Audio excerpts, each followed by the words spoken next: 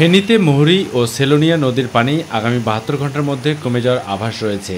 সেই সঙ্গে এই জেলার বন্যা পরিস্থিতি উন্নতি লাভ করছে। আর এমন তথ্য দিয়েছে বন্যা পূর্বাভাস ও সতর্কীকরণ কেন্দ্র।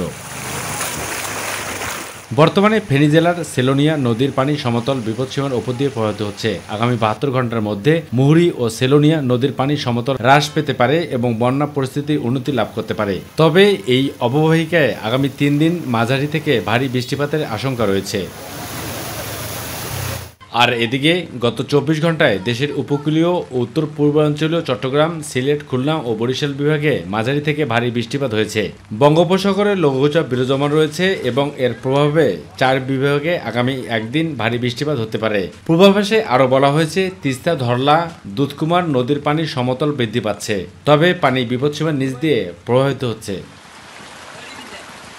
আগামী দুদিন সমতল বৃদ্ধি পেতে পারে এবং পরবর্তীতে একদিন পর্যন্ত পানি সমতল স্থিতিশীল থাকতে পারে।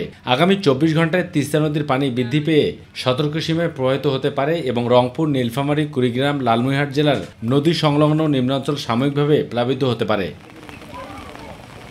সিলেটের সুরমা নদীর পানি সমতল স্থিতিশীল থাকলেও কুশিয়ারা নদীর পানি সমতল বৃদ্ধি পাচ্ছে, তবে বিপদসীমার নিচ দিয়ে প্রবাহিত হচ্ছে। আগামী ২৪ ঘন্টায় কুশিয়ারা নদীর পানি বেড়ে সতর্কসীমায় প্রবাহিত হতে পারে এবং সিলেট জেলার নদী সংলগ্ন নিম্নাঞ্চল সাময়িকভাবে প্লাবিত হওয়ার আশঙ্কা রয়েছে। কুমিল্লার গোমতী নদীর পানি আরও বেড়েছে। বৃহস্পতিবার সকালে পানির লেভেল বেড়ে দাঁড়ায় ৯.৬৮ মিটার, যা বুধবার সন্ধ্যায় ছিল ৮.৮ মিটার। এদিকে ২৪ ঘন্টায় কুমিল্লায় ৮৬ মিলিমিটার বৃষ্টিপাত রেকর্ড করা হয়েছে। আবু সাদ অপু, মাই টিভি।